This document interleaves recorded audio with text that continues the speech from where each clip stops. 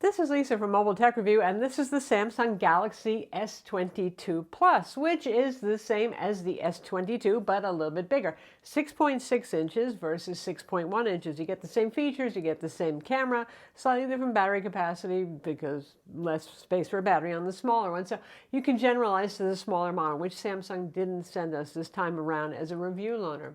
So I guess you could say it is the best of times, it was the worst of times. But the thing is, it's really neither. You see, because yes, this is a fairly iterative upgrade. Last year they did a big redesign of the phone and did some nice stuff with it. So this is more incremental. So it's not really the worst of times either, is it? But if you're somebody with an S21 and you're thinking about upgrading to an S22 or S22 Plus, you're not changing sizes, maybe less of a point. Now going to the Ultra, which we have a first look review you can check out. We'll have a full review coming soon. Then there are certainly more differences. But back to this one right here. So the middle child, in fact, at times was my favorite, the Samsung Galaxy S20 Ultra. They tried to go big with the cameras and they didn't really succeed. So I personally went with a S20 Plus at that point because you get that kind of big screen but easier to hold and most all of the features. Is this still the case now? We're going to find out. First in its favor versus quite a few other phones on the market, Android phones, is the fact that you get straight sides. Again, no curved glass. A lot of people like that. And it's as pretty as ever. You still get the camera outline over here. I think it looks nice. And there are a variety of nice looking colors. It's Gorilla Glass Victus Plus front and back with an aluminum frame and some recycled fishnets inside to be environmentally woke, I guess. So that's all nice. And you know, of course, we don't always see our phone because of cases, but sometimes you can. Of course, the phones actually come in attractive colors you want to see, which leads to our video sponsor, ESR, and their clear cases. They make both standing cases with a metal kickstand and just straight clear cases. The kickstand one is my favorite. It's a US patented kickstand, and it has 3 different positions: portrait, landscape, and then a 0 to 60 degree adjustable angle. They also have reinforced corners for strong bump protection.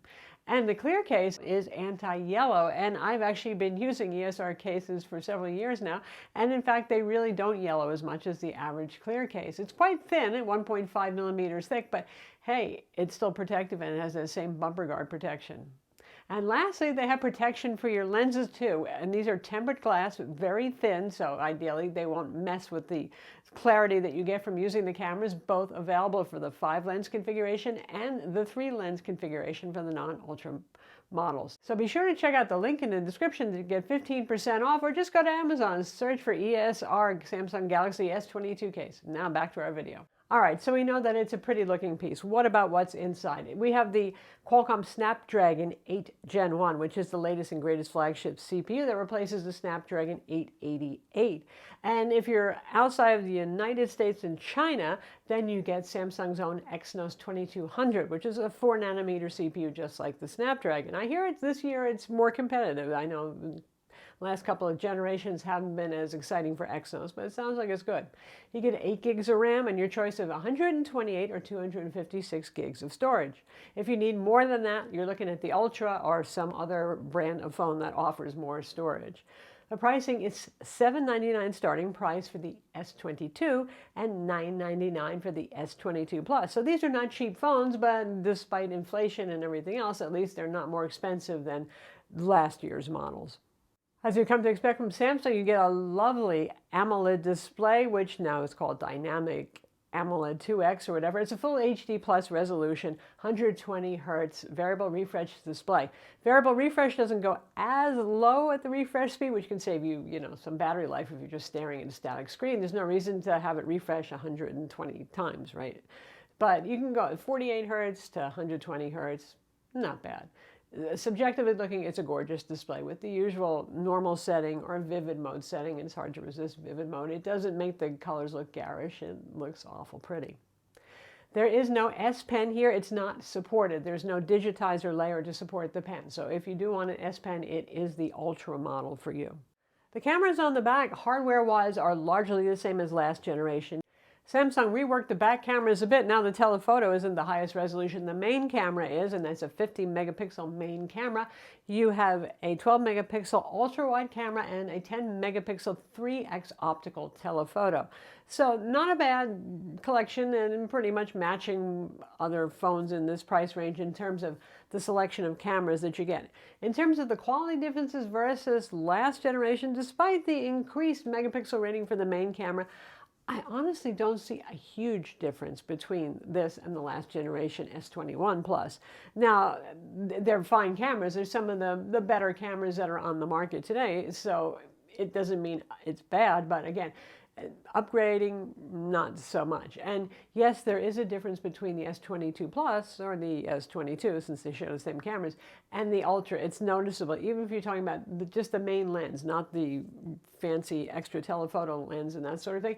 The S22 Ultra's photos look more DSLR-like. They look more alive and more dimensional, whereas the S22 Pluses look like very fine looking, obviously, camera phone photos.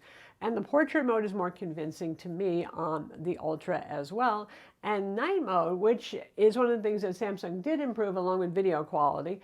Night mode is very good on this, but you'll see it automatically offer to kick into night mode when you go outside in the dark taking pictures, for example, where the Ultra doesn't need to. So sometimes you get more natural shots. You don't have to stand still for 6 seconds, and you don't have as much motion blur of people or things are moving around while you're taking the picture.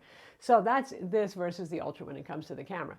Not that I'm poo-pooing on this camera. Again, it's quite nice. If you're comparing this to the Pixel 6 Pro, I think it would be fair to put the Pixel 6 Pro up against the Ultra because its camera quality is overall a little bit better, more naturalistic though. Samsung still brightens up photos a lot, does a bit of the HDR thing, lifts the shadows, which means brightens the shadows, and adds a little more color saturation, where Google with the Pixel tends to go for more naturalistic, more muted looking stuff, which you can edit to add zing if you want to.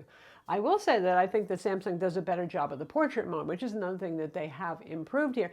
Things like the frizzies, the flyaway hair, that sort of thing. It's not giving you as much of a haircut if you happen to have frizzy hair like I do, for example, or you don't notice, oh, wow, an ear just kind of disappeared part of it. And the usual test shot of standing like this to see if it bokehs out what's in here, yes, it does do that. So there certainly are improvements to it. And the video quality looks better too. We know that the iPhone has been kicking booty when it comes to video quality versus Android. And I won't say that Samsung has surpassed Apple yet, but they're getting better and better, where other than the fact that things typically still to me look a bit too over-sharpened when you're shooting 4K video, which you can do with 30 or 60 frames per second, it looks pretty nice. And the stabilization is top-notch on this. You can shoot 8K at 24 frames per second too, but why? You know, it's sort of like a party trick. How many of you have 8K TVs out there and also plan to look at the video you shot with your phone on your TV? I don't know.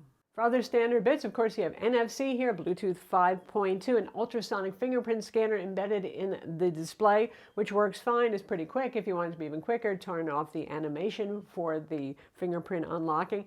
And you have 2D facial recognition, which is not a super secure kind, but it is very quick. And since it's Android, you also have location-aware unlock if you want. So if it's at home and you want it to be unlocked when you're at home, you don't even have to bother with any of the biometrics.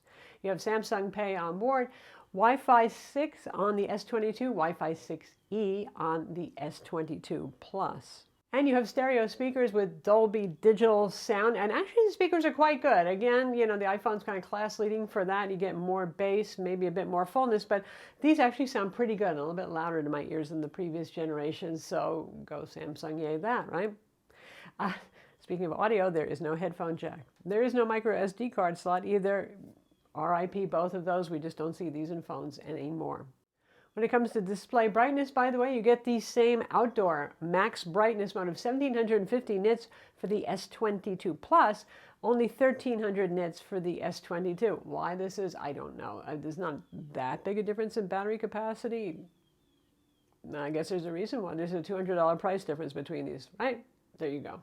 Speaking of battery, in the S22 you get a 3700 milliamp battery. In the S22 Plus you get a 4500 milliamp battery. The Plus model obviously has a bigger screen to drive, so it does need a bit more battery power. Both of those are down about around 6% for battery capacity size versus the previous generation. But in my tests so far, they're actually running about the same as the last generation. Obviously, the goal here was not to leaps and bounds improve battery life or to defeat the iPhone's wonderful battery life, where Apple has complete control of the ecosystem and the hardware. It's easier for them to do. That said, it's been lasting me 5 to 5.5 hours for screen on time, and I've been using it a little on the hard side, obviously, because I'm testing out photos and GPS and every feature that's on the phone. So that's not bad by any means, especially for a powerful phone with a fairly big display of 6.6 inches, which is, by the way, just a little bit smaller than last year's too, which was 6.7, to make the phone a little bit smaller, I suppose. All right, well, so you get the idea. I don't see a reason really to upgrade from an S21 Plus to an S22 Plus, but if it's been several years since you got a phone and it's time for an upgrade, you might be thinking about other brands of phones, right?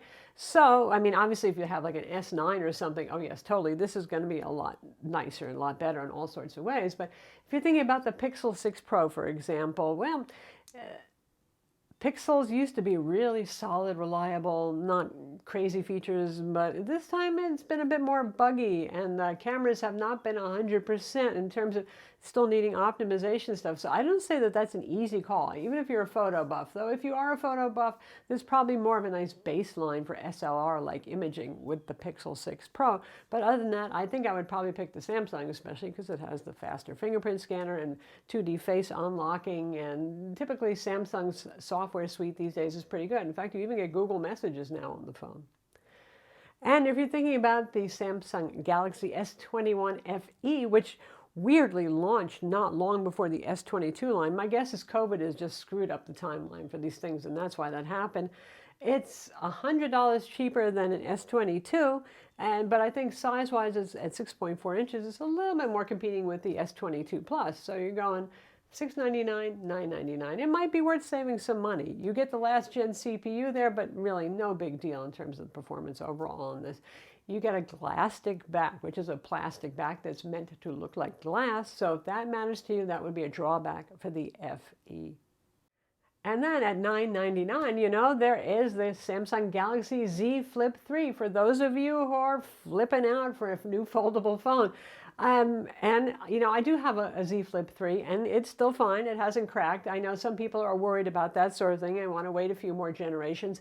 I can't totally assuage your fears about that sort of thing, but that's also an interesting thing, though, right? You're going with less capable cameras there and a slightly older CPU, which isn't a big deal, but you're getting a foldable phone for the same price. So you know how you feel about that, if that's worth the leap over into the fold and flip zone.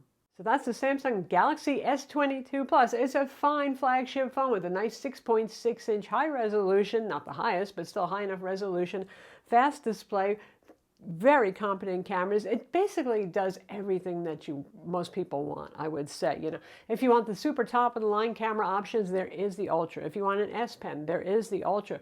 But barring those two things, honestly, you know, it's a really solid, very likable, very reliable phone. Oh, and one more thing. Samsung has now said that these phones are going to get 4 years of OS updates, up from 3. That's pretty darn good. And by the way, if you have a Galaxy Watch 4 family device, the same's true there. Selling point. I'm Lisa from Mobile Tech Review. Be sure to subscribe to our YouTube channel and thumbs up if you like this vid.